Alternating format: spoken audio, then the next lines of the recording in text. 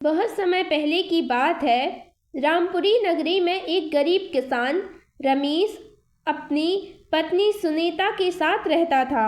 उसकी फसल पूरे गांव में सबसे अच्छी होती थी। वह फसल उगाने के साथ साथ सब्जियां भी बेचा करता था। दिन भर खेत में काम करता और शाम को सब्जियां बेचता। एक दिन वह सुबह सुबह उठता है और अपनी पत्नी से कहता है, सुनीता, मैं खेत में काम करने जा रहा हूँ, तुम मेरे लिए खाना लाना।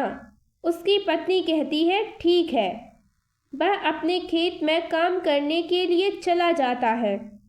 खेत में काम कर ही रहा था, तभी उसे दो आदमी अपनी मेड़ पर आते हुए दिखाई देते हैं। वह उस गांव के जमींदार थे।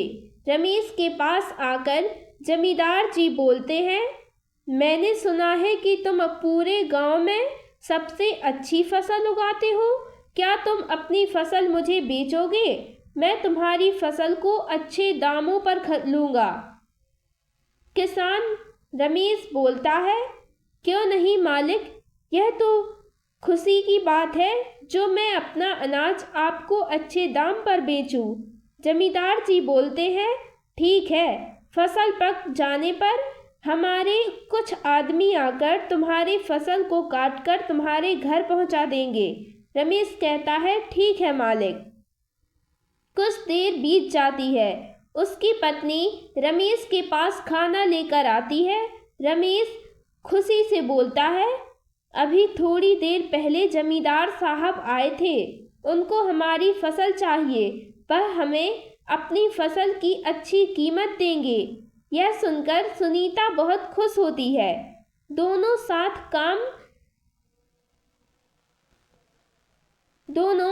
में काम कर घर चले जाते हैं।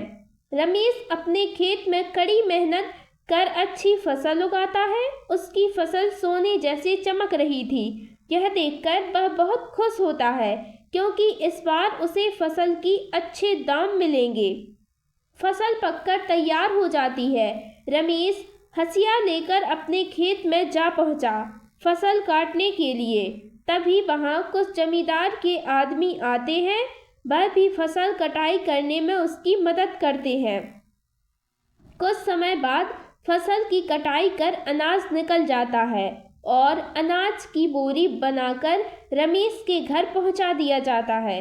जमींदार के आदमी रमेश से कहते हैं, मालिक के आदमी आएंगे कल, वो तुम्हारी अनाज को ले जाएंगे। रमेश और सुनीता रात का भोजन करके सो जाते हैं। उनके घर में उसी रात चोर आकर उसके सारे अनाज को चुरा ले जाते हैं। जब सुबह उन दोनों को चोरी का पता चलता है, वह दोनों बहुत उदास हो जाते हैं। वह यह सोचते हैं कि जब जमींदार का आदमी आएगा तो मैं उसे क्या जवाब दूंगा।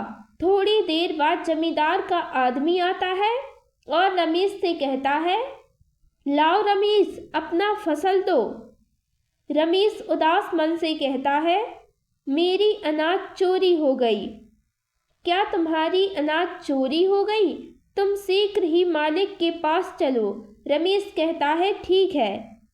वह दोनों जमींदार के पास जाते हैं। जमींदार साहब, मेरी अनाज किसी ने रात को चोरी कर ली है। जमींदार बोलता है, तुम अधिक पैसों के लालच में अपनी अनाज किसी को बेच तो नहीं दिए? रमेश कहता है, नहीं मालिक, मैं ऐसा करके इस गांव से कहाँ जाऊंगा। अगर मैं ऐसा करूंगा तो कभी न कभी आपको यह बात अवश्य ही पता चलेगी। जमींदार कहते हैं, ठीक है रमेश, कोई बात नहीं, तुम मुझे अगली बार अपनी अनाज बेच देना। रमेश उदास मन से अपने घर वापस लौट जाता है। रमेश अब शाम को सब्जियां बेचने जाता। सब्जियां बेचकर वह अपने घर का खर्च चलाता। रात का भोजन करते समय सुनीता बोलती है, सब्जियां बेचकर हमारा गुजारा नहीं हो सकता, हमें कोई और रास्ता सोचना होगा। रमेश अचार का टुकड़ा खाने के लिए उठाता है। तभी उसे एक उपाय सूझता है। वह सुनीता से कहता है, क्यों ना मैं अचार बेचने का काम शुरू करूं? तुम अच्छा अचार बनाती हो। सुनीता अचार बनाने में जुट जाती है और रमेश उन अचार को बाजार में बेचने जाता है। उस दिन अचार की बिक्री काफ़ी अच्छी होती है। वह घर आकर अपनी पत्नी से कहता है, हमें अचार की मात्रा और बढ़ानी होगी। लोग तुम्हारे अचार को बेहद ही पसंद कर रहे हैं। सुनीता और अधिक अचार बनाती है। रमेश उसे बाजार में बेचता। ऐसे करते करते वह एक अचार की दुकान खोल लेता है। अब सारे गांव के लोग उसकी दुकान पर अचार खरीदने आते थे। एक दिन जमींदार उसकी दुकान से गुजर रहे होते हैं। वह रमेश की दुकान पर जाते हैं और कहते हैं, क्यों रमेश, तुमने यह धंधा कब शुरू किया? रमेश बोलता है, बस कुछ दिनों से ही मालिक। जमींदार रमेश के अचार को चखते हैं।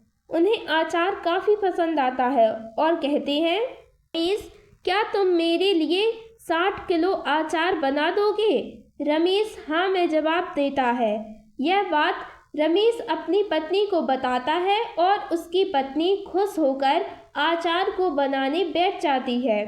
कुछ ही दिनों में अचार बनकर तैयार हो जाता है।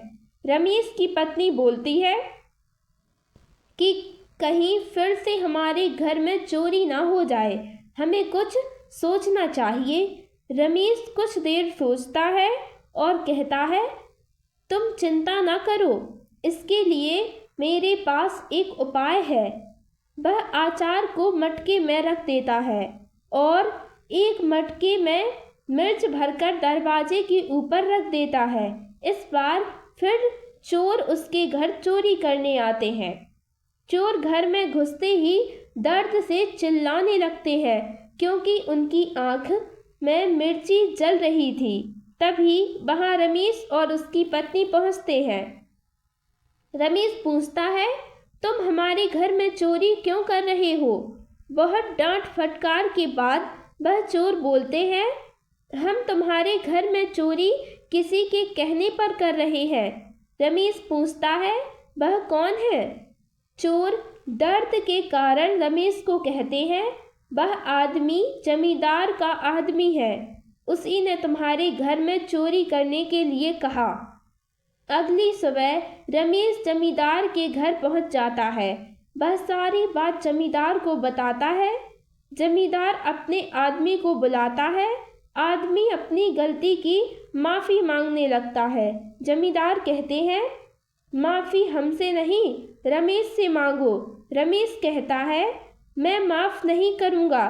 तुम जैसे आदमी को तो पुलिस के हवाले कर देना चाहिए। और वह ऐसा ही करता है। कुछ देर बाद अचार का सारा डिब्बा जमींदार के घर पहुंचा दिया जाता है। जमींदार बहुत खुश होते हैं। रमेश की ईमानदारी पर वह रमेश को अचार के बदले काफ़ी अच्छे पैसे देते हैं। रमेश उनको धन्यवाद करता है और वह अपने घर चला जाता है। अब रमेश को अपनी फसल के अच्छे दाम मिल रहे थे और उसके पास अब अच्छा कारोबार भी था। अब वह अपने जीवन को खुशी खुशी जी रहा था। दोस्तों, ये थी आज की कहानी। कहानी पसंद आई हो तो वीडियो को लाइक करें, चैनल को सब्सक्राइब करें। धन्यवाद।